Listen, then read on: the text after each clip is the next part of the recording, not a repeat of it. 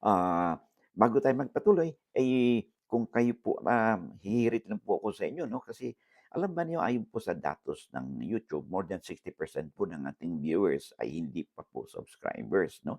At kung kayo man po nanonood ngayon ay isa doon at if you find our videos interesting o kaya informative at may natutunan po kayo, siguro naman po ay hindi na po kalabisan kung ako po hihirit po sa inyo ng isang subscribe, share, and like, na click lang po 'no. And of course, yung notification bell upang sa ganun 'pag may updates po tayo, you'll be duly notified at wala po kayong mami-miss 'no, na mga episode.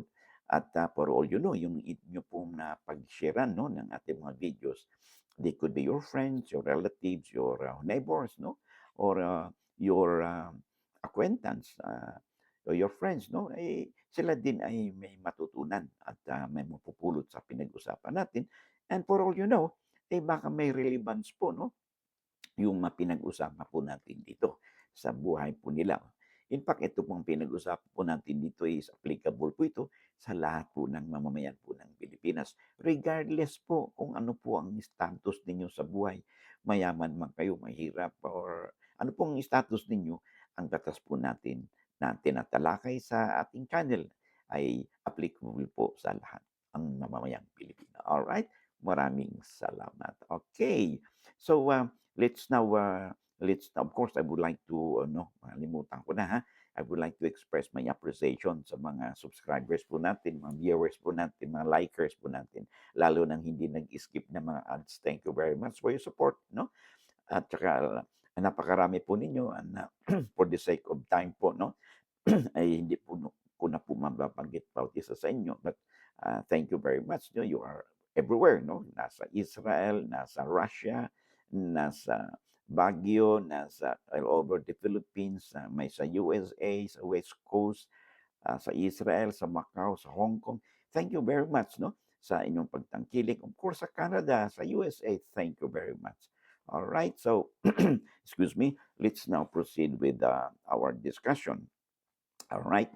So ito pong pag-usapan po natin ngayon ay may kinalaman po 'no, sa, bilihan po ng lupa na palagi nating sinasabi yung ating minsan yung klise na kung tawagin, nakakasawa ng pakinggan, "Uy, mag-exercise kayo ng due diligence bago kayo o iba yung pag-ingat bago bumili po ng lupa or anything," 'no, lalo pa kung ito may kinalaman sa pera 'no, na inyong papakawalaan, okay. So, ito po ba'y usaping ito ay may kinalaman sa bilihan ng lupa na, kung saan ay ang sabi niya ay yung may-ari 'no, 2 beses nagbenta sa kanya, yung unang bentahan, okey naman, titulado, nakapangalan sa kanya. And yung pangalawang bentahan ay this involves land portion na hindi po titulado.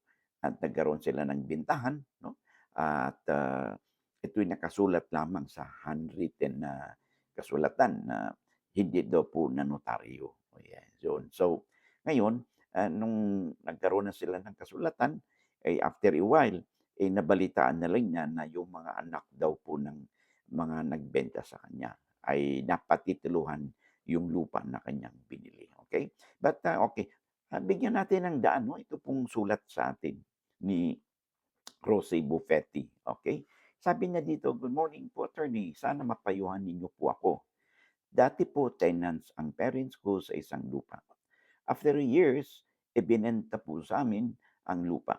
Ako po ang nagbayad kaya sa akin po nakapangalan ang titulo. May DOSA po. DOAS ang ibig sabihin ng DOAS is Deed of Absolute Sale, no? Po nakapangalan din sa akin. Kasabay po ng bintahan, ibinenta din po ng owner ang 2.5 hectares na walang titulo. Nagkaroon po ng bintahan pero handwritten lang po ang kasulatan. Pero pirmado ng may-ari at isang witness. Di ko pa napanotaryo ang papel. Ngayon nalaman ko na ang mga anak ng nagbenta sa akin, lupa ay pinagawan ng titulo itong ibinenta sa akin na walang titulo at gustong ibenta. Ano po, attorney, ang unang hakbang na kailangan ah, na gawin upang maging maayos ang lahat. Maraming salamat. Alright, so una, itong sulat sa atin ni Rosie Buffetti. Well, una sa lahat, no, pinaka-the best mong gawin diyan ay kausapin mo yung mga anak, mag-usap kayo. And of course, I assume na buhay pa yung mga parents na nagbenta sa iyo, no, kaya wala ka namang sinasabi na pumanaw na sila. Okay? Kausapin mo at, kausapin mo yung mga magulang na nagbenta sa'yo, meron silang kasulatan, okay? At, pakita mo yung kasulatan, 'no? At kung maayos, kung nandiyan naman at, ay kailangan i ilipat nung yung mga anak, 'no, yung titulo kasi napatituluhan, 'no? Yung sa pangalan mo, okay. Kung hindi kayo magkakasundo unfortunately, so wala na kayong choice 'no, kundi, idadaan na ito sa husgado kasi husgado lamang ang makapagpasya kung sino ba sa inyong dalawa 'no, magkabilang panig kung nasa tama. At ito ay siyempre kung saan po ang inyong ebidensya hahantong 'no. So, katulad niyan, sinabi mo na ang nagbenta ay mismo yung may-ari, yung magulang, okey? So, kung nagbenta sila, wala ng karapatan ngayon yung mga anak na patituluhan ito, 'di ba? Kasi una, from the time na nagpirmahan kayo ng deed of sale na sabihin mo yung tungkol sa porsyon na hindi pa natituluhan 'no, yung 2.5 hectares, eh, kayo na yung ang pagmamay-ari nito or the ownership of this property was transmitted to you bilang buyer, okay. Kahit na hindi pa notaryado ang inyong, kasulatan, okay. Although dahil hindi ito notaryado, this cannot be considered as public instrument and therefore is not registrable 'no, dito po sa at acceptable as a public instrument, ah, ng ating mga ahensya ng pamahalaan tulad ng sa Register of Deeds, Assessor's Office, sa BIR among others. So, this becomes only a private instrument valid diyan sa inyong between the two of you lamang. Sino 'yon? Yung seller at saka yung buyer, okay. Ngayon, kung magpipimilit pa rin si ano, si mga anak 'no, kasi tulad ng sinasabi natin lagi 'di ba, ang mga anak kasi wala pong karapatan 'yan sa mga properties ng mga magulang nila habang pareho pang mga buhay ang magulang nila.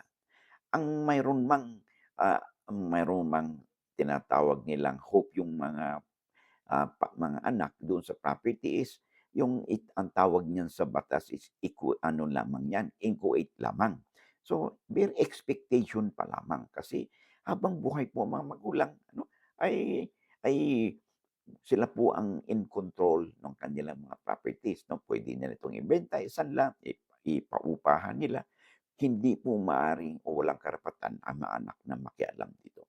Kailan puwedeng makialam? 'Pag ang isa sa magulang or parehong pumanaw, ah, at ang ownership nito 'no, ang karapatan ng mga anak bilang compulsory heirs, automatic po 'yun. Ang rights po nito, ownership is transferred upon the death of the deceased nilang magulang po nila. So, in this sense, meron pong karapatan na ang mga anak. Kasi pumanaw na isa or parehong magulang. But in this case, wala ka naman sinasabi na pumanaw na si magulang. So ang gagawin mo ngayon, para to protect your interest 'no, ay mag-file kayo ng affidavit of, adverse claim doon sa Register of Deeds na kung saan ay dito po ay nag-issue po ng titulo 'no, kasi sabi mo napatituluhan, okay. Then within 30 days 'no, from, the filing of your affidavit of adverse claim 'no, doon sa Register of Deeds ay mag-file kayo ng complaint or petition for the, cancellation of the title, reconveyance 'no, of that property 'no, sa inyo and with prayers 'no, isa sa mga cause of action ninyo is to prove due execution of your deed of sale. Kasi sabi ninyo, handwritten lang at hindi po notaryado. So ang gagawin po ninyo, kaakibat do'n sa petition niyo sa korte 'no, for reconveyance of that title sa iyo 'no, at saka ah, yung lupa na 'yan 'no, with damages is another cause of action mo doon sa inyong petition or complaint is to prove due execution ng inyong deed of sale. Ano bang ibig sabihin nitong due execution? Aba'y patunayan niyo sa korte na nagkaroon talaga ng bentahan 'no, at, sabi mo nga meron kayong isang testigo. Then 'pag makumbinsi ninyo ang korte na nagkaroon talaga ng bentahan, then ang korte magkakaroon po ng decision order po 'yan na kikilalanin po ang inyong deed of sale 'no, bilang isang public instrument and therefore ito po ay maging registrable na, oh, and, admissible as evidence 'no, dito po sa ating Register of Deeds, sa Assessor's Office at saka sa BIR among other, government institution. So 'yan po ang inyong gagawin, okay? So, so, and then of course, ah, 'pag na may order na po kayo sa korte, then yun nga dahil isa sa mga cause of action ninyo ay siyempre hihilingin niyo sa korte na either ipa-cancel yung titulo and have it, reconveyed to you 'no, sa pangalan po ninyo, okay? So yan po ang maaari ninyong gawin, okay? Now, in the remote, wala kasi din sinasabi kung buhay pa yung mga magulang 'no, kasi, kung I mean sorry kung pumanaw na, kasi kung parehong buhay pa ay maliwanag, walang karapatan yung mga anak na magpatitulo nito. And of course, hindi naman din basta-basta mapatitulan ng anak yun kung wala pong imprimatur yung magulang. Either lang yan na pineke nila yung signature ng magulang, okay? Or pumayag din ng magulang. Eh, in this case, puwede po ninyong kasuhan po yung magulang bilang, nagbenta sa inyo ng istapa 'no? Kasi, which is a criminal offense, eh, naibenta na nila, tapos, gumawa pa sila ng, kasulatan 'no, para, ah, kung saan, napatituluhan nung anak yung kanilang lupa na ibinenta na sa inyo 'no. So, yun lang po, okay? And I hope nabigyan po natin ng kasagutan ang sulat po sa'tin ah, ni ni Rosie Buffetti, okay? So, maraming salamat. Of course, sa kapapasok pa lang 'no, if you find our videos, interesting and informative at kung hindi naman po kayo pa nag-subscribe, ay siguro po 'no, hindi naman po kalabisan 'pag ako po'y hihingi po sa inyo ng isa pong pabor 'no, na paki-hit po ng subscribe, share, and like buttons po natin and of course yung notification bell upang sa gano'n at 'pag may update po tayo, you'll be duly notified, okay? Maraming salamat and I hope to see you again in the next video. Bye-bye.